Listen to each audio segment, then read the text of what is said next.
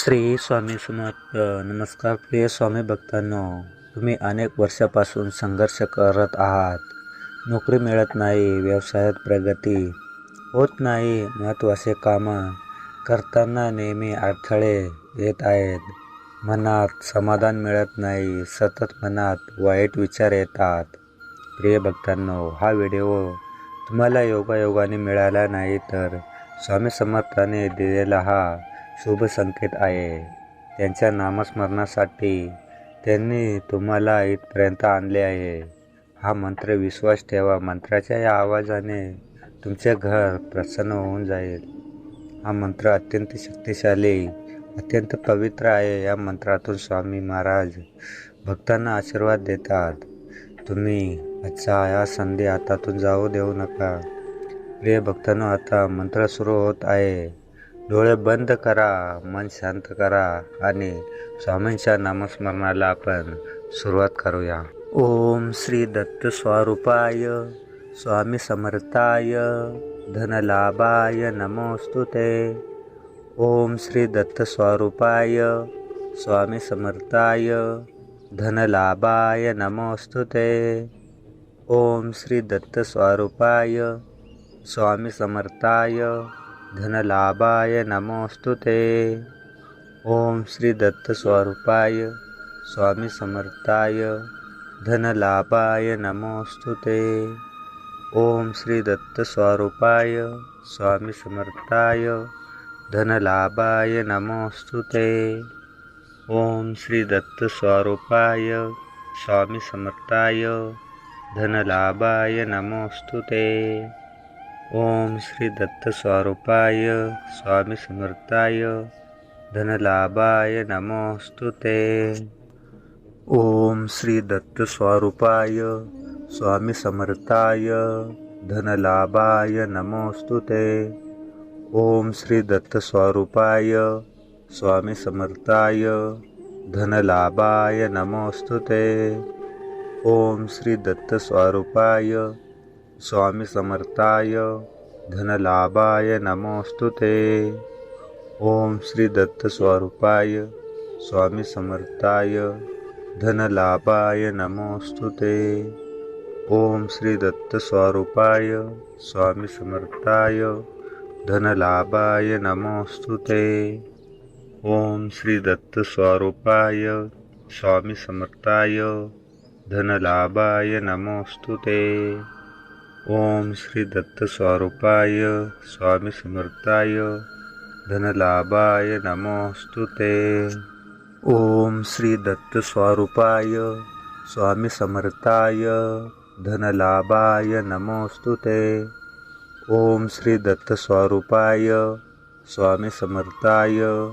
धनलाभाय नमोस्तुते.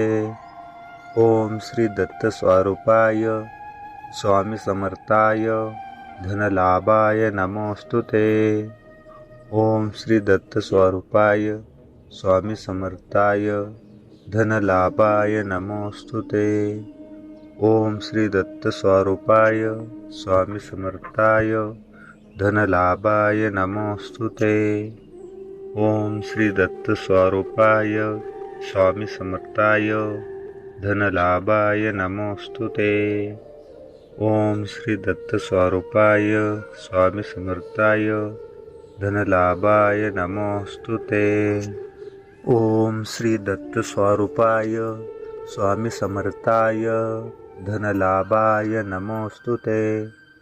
ओम श्री दत्त स्वरूपाय स्वामी समर्थाय धनलाभाय नमोस्तुते.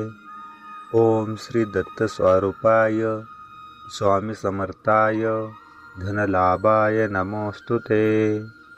ओम श्री दत्त स्वरूपाय स्वामी समर्थाय धनलाभाय नमोस्तुते. ओम श्री दत्त स्वरूपाय स्वामी समर्थाय धनलाभाय नमोस्तुते. ओम श्री दत्त स्वरूपाय स्वामी समर्थाय धनलाभाय नमोस्तुते.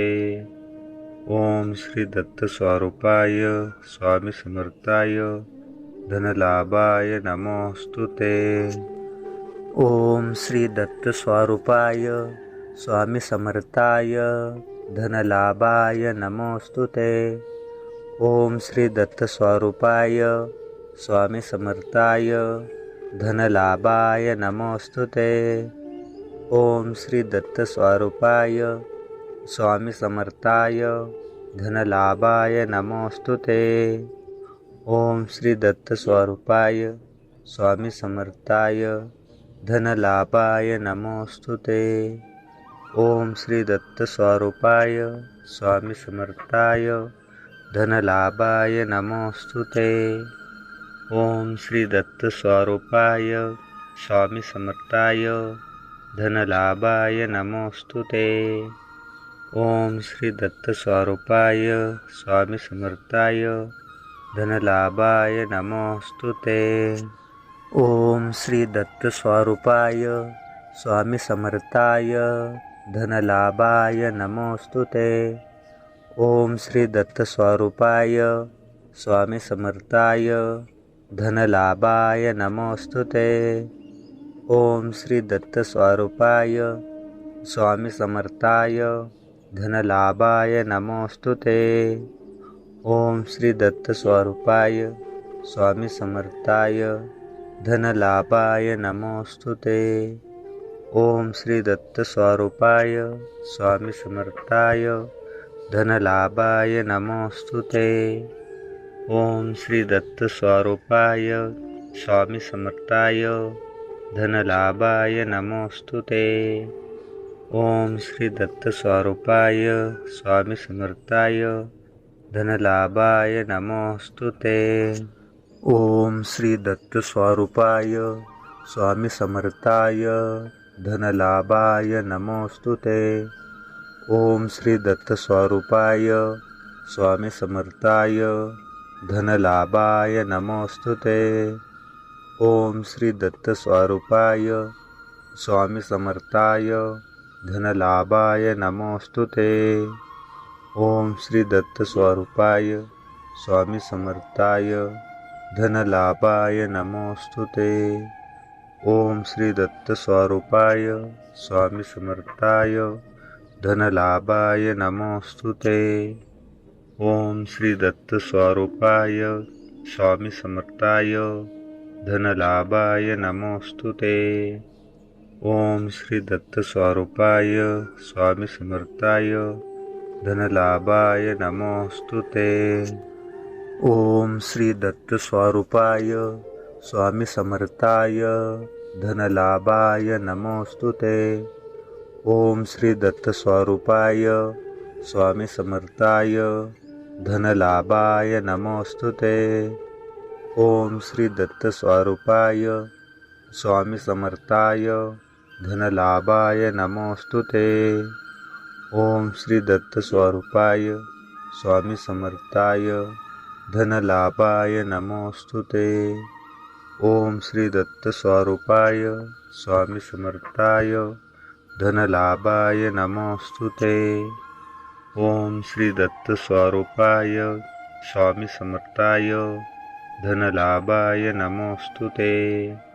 ओम श्री दत्त स्वरूपाय स्वामी समर्थाय धनलाभाय नमोस्तुते। ओम श्री दत्त स्वरूपाय स्वामी समर्थाय धनलाभाय नमोस्तुते। ओम श्री दत्त स्वरूपाय स्वामी समर्थाय धनलाभाय नमोस्तुते। ओम श्री दत्त स्वरूपाय स्वामी समर्थाय धनलाभाय नमोस्तुते। ओम श्री दत्त स्वरूपाय स्वामी समर्थाय धनलाभाय नमोस्तुते। ओम श्री दत्त स्वरूपाय स्वामी समर्थाय धनलाभाय नमोस्तुते। ओम श्री दत्त स्वरूपाय स्वामी समर्थाय धनलाभाय नमोस्तुते। ओम श्री दत्त स्वरूपाय स्वामी समर्थाय धनलाभाय नमोस्तुते। ओम श्री दत्त स्वरूपाय स्वामी समर्थाय धनलाभाय नमोस्तुते। ओम श्री दत्त स्वरूपाय स्वामी समर्थाय धनलाभाय नमोस्तुते। ओम श्री दत्त स्वरूपाय स्वामी समर्थाय धनलाभाय नमोस्तुते। ओम श्री दत्त स्वरूपाय स्वामी समर्थाय धनलाभाय नमोस्तुते। ओम श्री दत्त स्वरूपाय स्वामी समर्थाय धनलाभाय नमोस्तुते। ओम श्री दत्त स्वरूपाय स्वामी समर्थाय धनलाभाय नमोस्तुते।